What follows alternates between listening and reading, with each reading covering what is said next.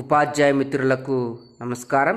ఈరోజు మనం ఈ వీడియోలో 3వ తరగతి ఇంగ్లీష్ ద లాయల్ మంగూస్ అనే లెసన్లో రైటింగ్ సంబంధించినటువంటి యాక్టివిటీని సులభంగా పూర్తి చేసే ప్రయత్నం చేద్దాం.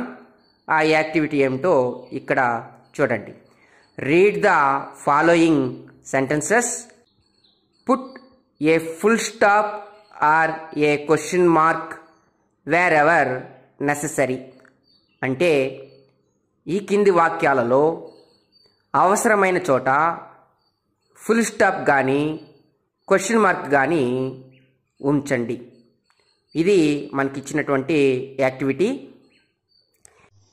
ఈ వీడియోలో ఇటువంటి కృత్యాలను సులభంగా పూర్తి చేసే టెక్నిక్ని వివరిస్తాను.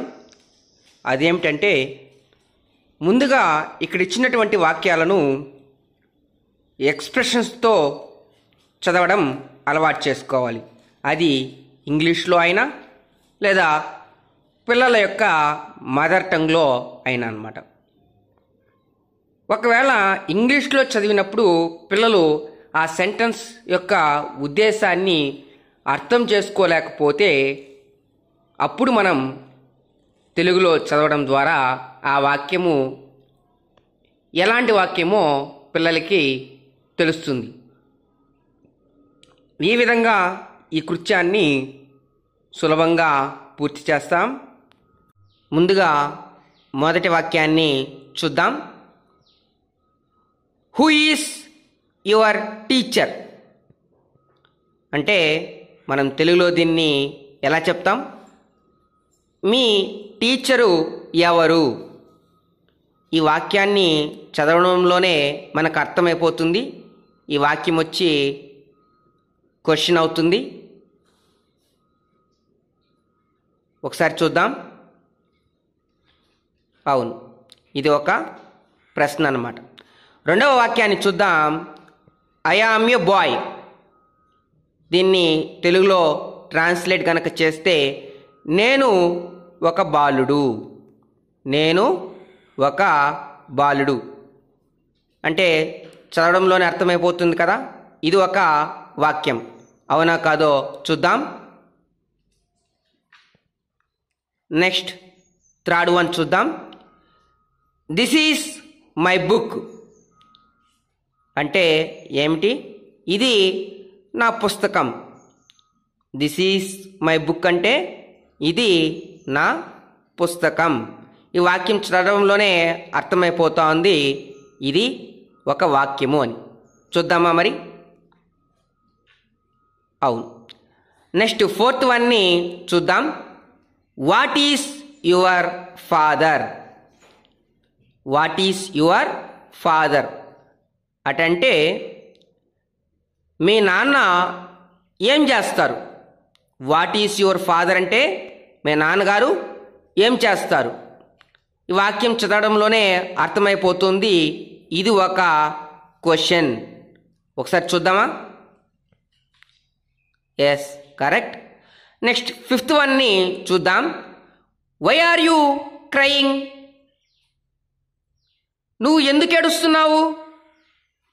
వై ఆర్ యూ క్రయింగ్ అటంటే నువ్వు ఎందుకు ఏడుస్తున్నావు?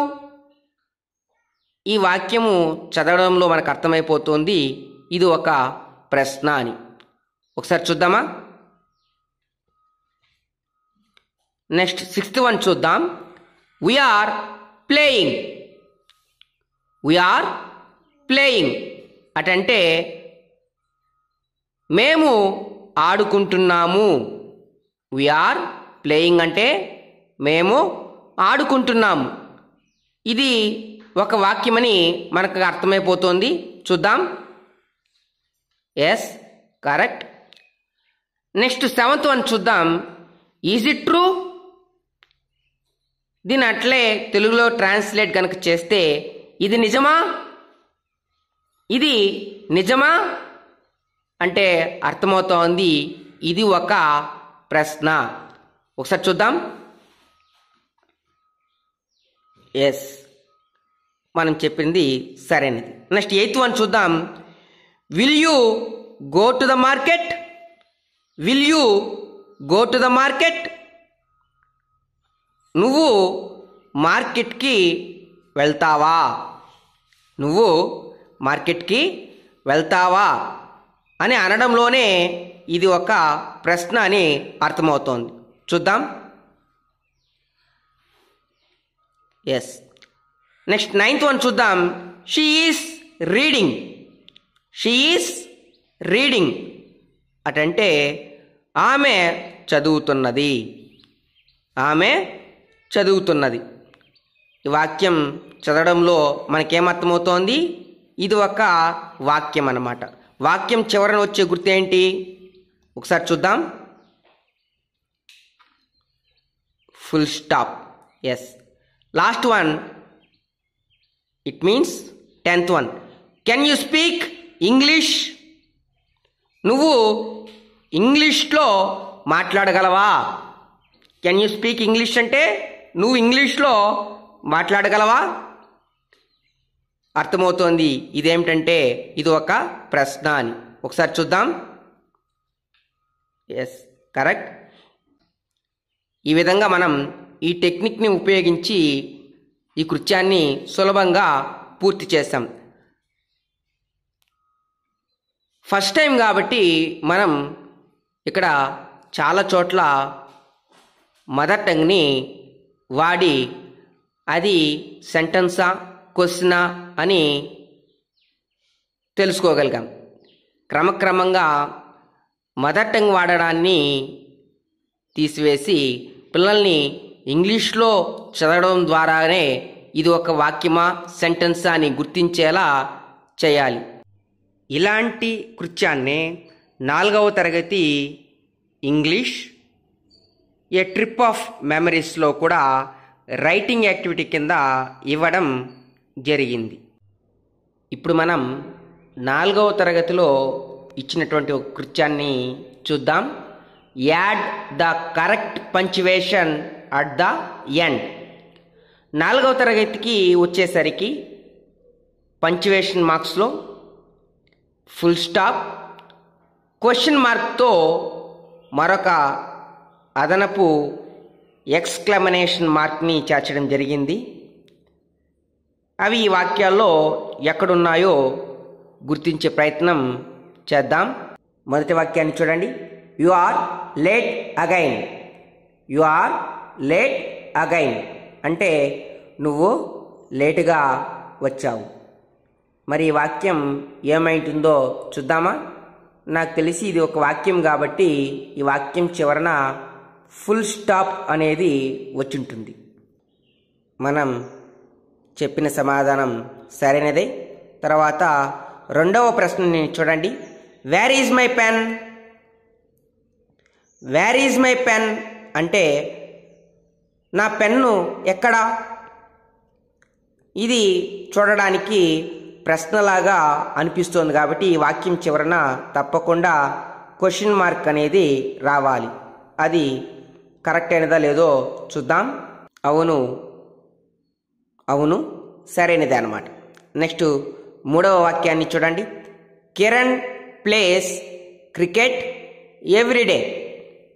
Kiran place cricket everyday. Kiran అనే అతను ప్రతిరోజు క్రికెట్ ఆడుతాడు. కిరణ్ అనే అతను ప్రతిరోజు క్రికెట్ ఆడుతాడు. మరి ఈ వాక్యం చివరన వచ్చేటటువంటి పంక్చువేషన్ మార్కు ఏమైంటుందంటే ఫుల్ స్టాప్. అది సరైనదా కాదో చూద్దాం. అవును, సరైనది అన్నమాట. నెక్స్ట్ 4th వన్ చూద్దాం. Wear do you live? Wear do you live నువ్వు ఎక్కడ ఉంటావు లేదా నువ్వు ఎక్కడ నివసిస్తావు అని అర్థం అన్నమాట.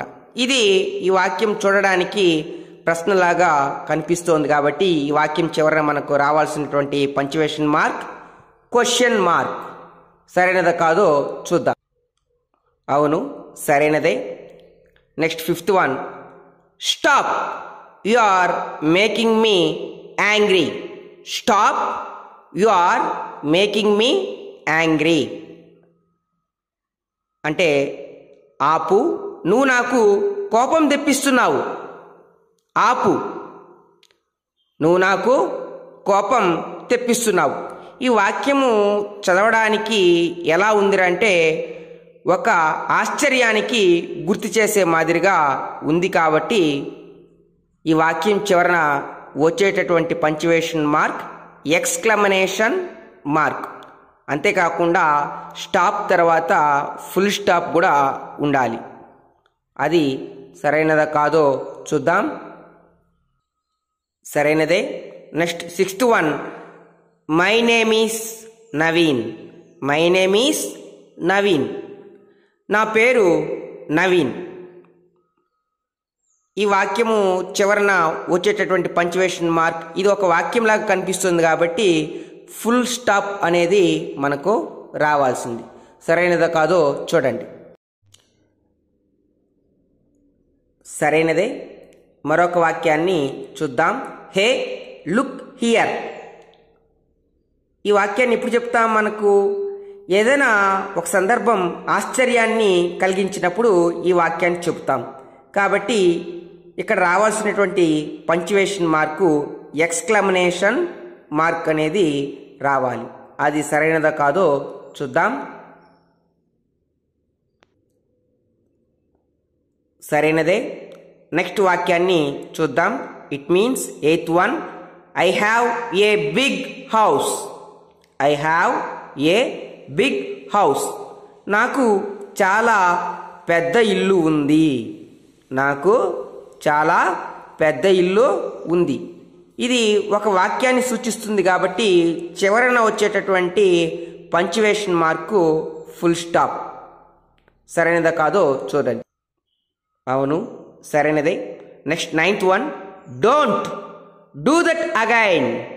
Don't do that again.